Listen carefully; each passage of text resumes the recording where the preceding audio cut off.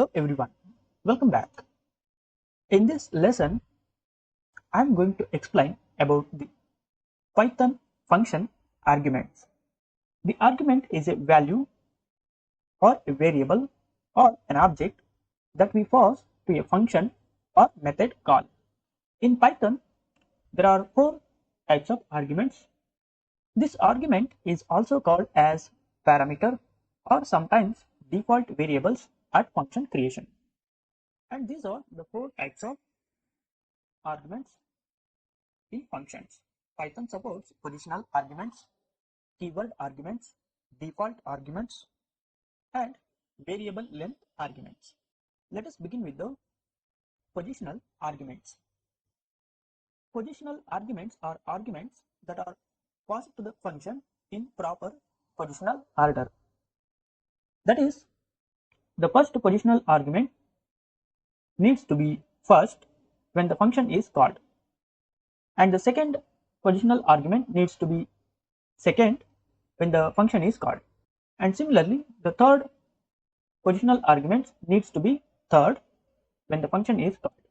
In this general working diagram, we have three positional arguments a, b, c, and after calling the function, the user has to use the positional arguments values, and after assigning the values to these positional arguments, the positional arguments take the positional values respectively, like a will take the value 10, b takes the value 20, and c takes the value 40. That means when the function is called by the user, the positional arguments take their respective positional values. Here we can see how the positional arguments are taking their values respectively, a by 10, b by 20, and c by 40. Since this function, any function, has three positional arguments, if we try to pass more than three positional arguments, then we will get an error. For example, if we try to pass more than three arguments here, like 10, 20, 40, and then 50, we will get an error. Let us say this practically in Spider. We have one function add, which takes the two positional arguments a, b, and it performs the addition which is inside the print statement. Let us run this code selection and call the add function with the positional values 50 for a and 10 for b. We got the value 60, and next time when we use 20 for a and 50 for b, we will get 70. But when you try to use more than two positional arguments, then we will get an error, because this function add takes two positional arguments. Look at here, positional arguments, but three were given. So this is nothing but type error. So please remember the type of the error when we pass more than the number of positional arguments which are defined inside the function. Next we have the keyword arguments. A keyword argument is an argument passed to function preceded by the variable name and an equal sign. Here the name itself indicates keyword arguments, key as an variable name and word as the value, like key and value pair or key and word pair.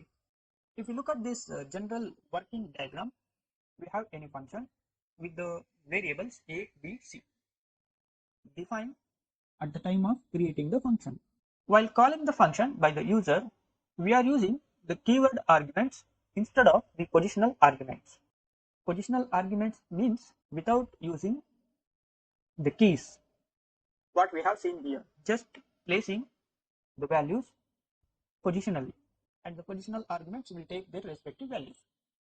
But in case of keyword arguments, we are using the same variable names as keys in the function call, that is a is equal to 10, b is equal to 20, and c is equal to 40.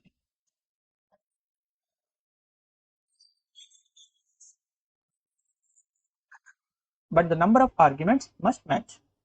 What does it mean is, look at here, while calling this any function second time, I am using the keywords like a is equal to 10 and c is equal to 40 and b is equal to 20. I have changed the position, means the order of these arguments b and c. B must be placed before c, but since I am using the keyword arguments, when I use c is equal to 40 and after that b is equal to 20, then b will take 20 only. The order is not matter here, and c takes 40 only. Because we are using the keywords, a will take 10, b will take 20 and c will take 40 respectively. And one more thing we need to remember when we try to use both positional and keyword arguments simultaneously is the keyword arguments must follow the positional arguments, otherwise we will get an error. Keyword arguments must follow the positional argument. For example, if we try to call the any function with the variables like 10, b is equal to 20 and c is equal to 40, here 10 becomes the positional argument because we have not used the key a to refer the value 10, but we are using keys b is equal to 20 and c is equal to 40 to refer the values b by 20 and c by 40. These b and c are now treated as the keyword arguments, whereas 10 is treated as the positional argument. Hence, the keyword arguments must follow the positional arguments, and this calling this function with this positional and keyword arguments gives no error. What if we try to call this any function with a is equal to 10 and 20 comma 40? Since here we are using positional arguments after the keyword arguments, but actually the keyword arguments must follow the positional arguments. So therefore we will get an error. Here a will take 10, but what about 20 and 40? For which variable the 20 has to be assigned and for which variable the 40 has to be assigned? That is the ambiguity or the issue which arise when calling this function with the keyword arguments placed first and then the positional arguments. So therefore, when we use both positional and keyword arguments simultaneously, keyword arguments must follow the positional arguments. Let us see this working mechanism practically here. Here we have one function message with the two arguments name and surname, and we are printing the name and surname inside this function with the print statement, and we are calling the function message with the keyword arguments name is equal to Prithvi and surname is equal to Raja. Again we are interchanging these keyword arguments, surname is equal to Raja and name is equal to Prithvi. Here we are not using any positional arguments, therefore we will not get any error. So we got hello Prithvi Raja. What happens if we use the keyword arguments before the positional arguments? Like in our theory explanation, we will get an error. Let us see here. Inside this function message, we have first name and last name. First time while calling this function message, I am using these keywords Prithvi and Raja as the positional arguments. First name will take Prithvi and the last name will take Raja respectively. Second time, I am using the first parameter as a positional argument and the second parameter as a keyword argument. As per our theory explanation, keyword arguments must follow the positional argument. So here the keyword argument, that is last name, is following the positional argument with no key. Therefore, here we will not get any error. So we don't have any error.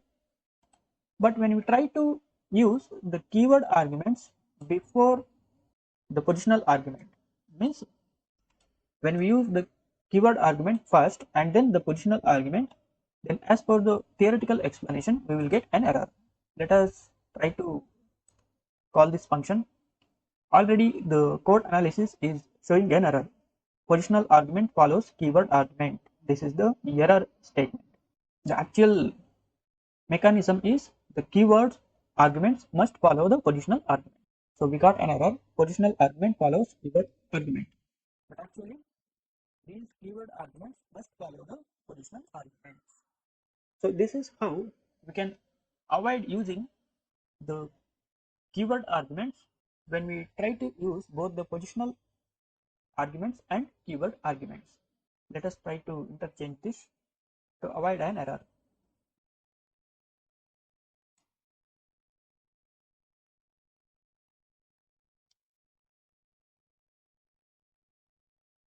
Now this time there is no error. And we run this function. The first name will take the value Raja, whereas the sorry, and also the Raja has been assigned to the positional argument first name, and we are using this first name once again in this message calling function. So actually we have to use the last. Interpreter will not throw an error when we use multiple values for the same argument, but while evaluating, the code analysis will throw an error. So now there is no error.